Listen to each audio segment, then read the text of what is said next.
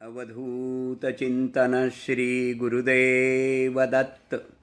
अवधूत चिंतन पुष्प 57. मित्रांनो, आज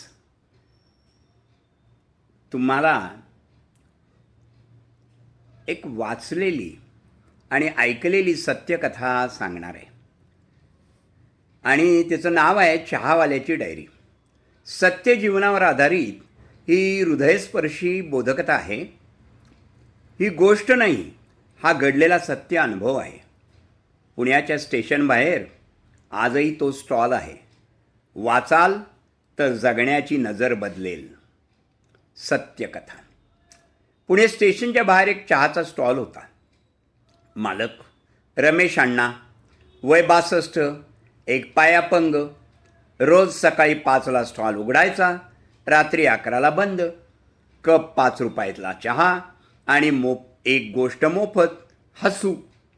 लोक यायचे, चहा प्यायचे, 10 मिनटं बोलायचे आणि हलकं होऊन जायचे. कोणी म्हणायचं, अण्णा तुम्ही मानसोपचार तज्ज्ञ आहात काय? अण्णा हसायचे, नाही रे बाळा, मी फक्त चहावाला आहे. पण दुःख बघितलं आहे ना, म्हणून चहात साखर कमी आणि माया जास्त टाकतो. एकदा एक 25 वर्षाचा मुलगा इंजिनियर आला. सुटाबुटात, पण डोळे सुजलेले, रात्रभर रडल्यासारखे. म्हणाला, अण्णा एक चहा कटिंग द्या बरं. अण्णांनी चहा दिला. मुलगा एका घोटात मुलाने संपवला.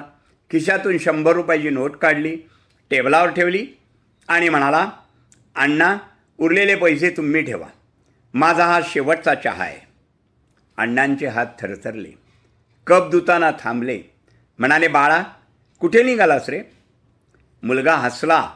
जॉब गेला, गर्लफ्रेंड सोडून गेली, घरी कर्ज झालंय, जगून तरी काय करू?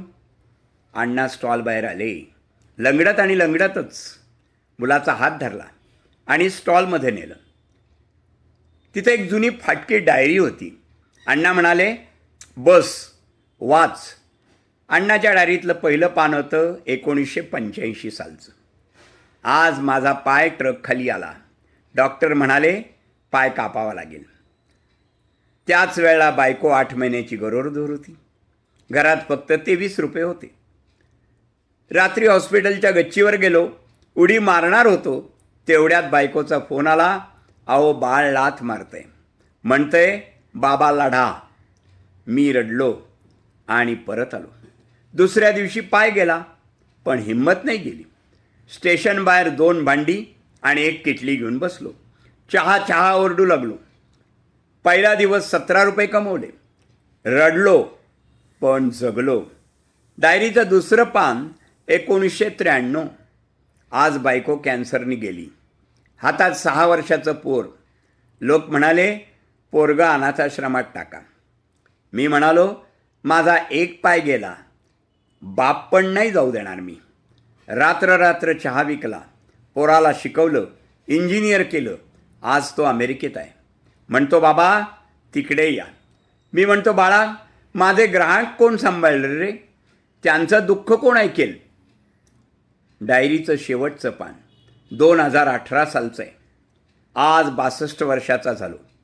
एक पाय नाही, बायको नाही, पोरगा लांब आहे. पण रोज 200 लोक मला अण्णा म्हणतात. त्यांचं दुःख मी ऐकतो, त्यांना चहा पाजतो आणि सांगतो, जगा रे बाळांनो, मला देव भेटला नाही, पण माणसातला देव रोज मला भेटतो. म्हणून मी अजून जिवंत आहे आणि आनंदी पण आहे.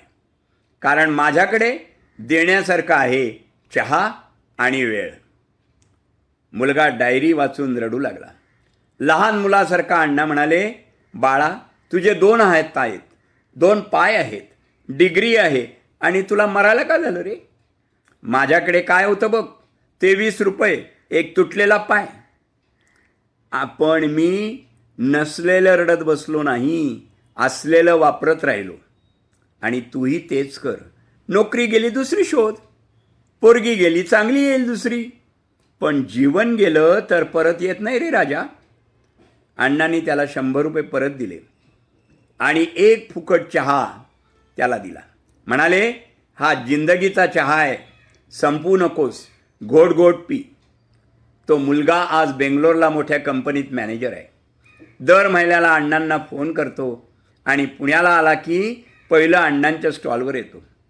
2 चहा घेतो, एक स्वतःसाठी आणि एक अण्णांसाठी, आणि म्हणतो, अण्णा, तुमच्या 5 रुपयाच्या चहाने माझं 50 लाखाचं जीवन वाचवलं. या सत्यकथेचे 5 बोध लक्षात ठेवा आणि छातीवर कोरून ठेवा. समस्या सगळ्यांना असतात. प्रॉब्लेम्स नाही असा कोणीही माणूस नसतो. अण्णांचा पाय गेला पण नजर नाही गेली. तुझी नोकरी गेली पण आयुष्य नाही गेलं. गेलेलं मोजू नकोस, उरलेलं वापर. दुसरं, आत्महत्या करणारा कमजोर नसतो, तो एकटा असतो. त्या मुलाला फक्त ऐकणारा हवा होता. अण्णाने 10 मिनटं दिली, त्याने 10 वर्ष दिली. कधीकधी 1 कप चहा 1 जीव वाचू शकतो. ऐकायला शिका. देव मदत करायला माणूस बनून येतो. अण्णांच्या रूपात स्वामीच आले होते. मंदिरात जाण्याआधी माणसातला देव ओळखायला शिका. तो चहावाला, रिक्षावाला, पोस्टमन कोणाच्याही रूपात तुमच्याकडे येऊ शकतो. देणारा कधीच गरीब नसतो. अण्णांकडे एक पाय नाही, पण रोज 200 लोकांना ते हसवतात. तुझ्याकडे सगळं आहे, पण तू एकालाही हसवत नाहीस. श्रीमंती खिशात नसते, ती वागण्यात असते. शेवटचा चहा कधीच नसतो. जोवर श्वास आहे तोवर नवीन सुरुवात आहे. एंड म्हणणं तू ठरवायचं. देवाने अजून इंटरवल लिहिला आहे. अण्णांचा शेवटचा संदेश तुमच्या सर्वांसाठी आहे. बाळांनो, जीवन कटिंग चहासारखं आहे बरं. कधी कडू लागेल, कधी गोड लागेल, पण संपू नका. घोट घोट पीत राहा, कारण शेवटचा घोट सगळ्यात गोड असतो. त्याला अनुभव म्हणतात. रमेश अण्णा आजही पुणे स्टेशन बाहेर आहेत. 5 रुपयाचा चहा आणि फुकटचा जीवन पाठ. शुभम भवतु, शुभम भवतु, शुभम भवतु.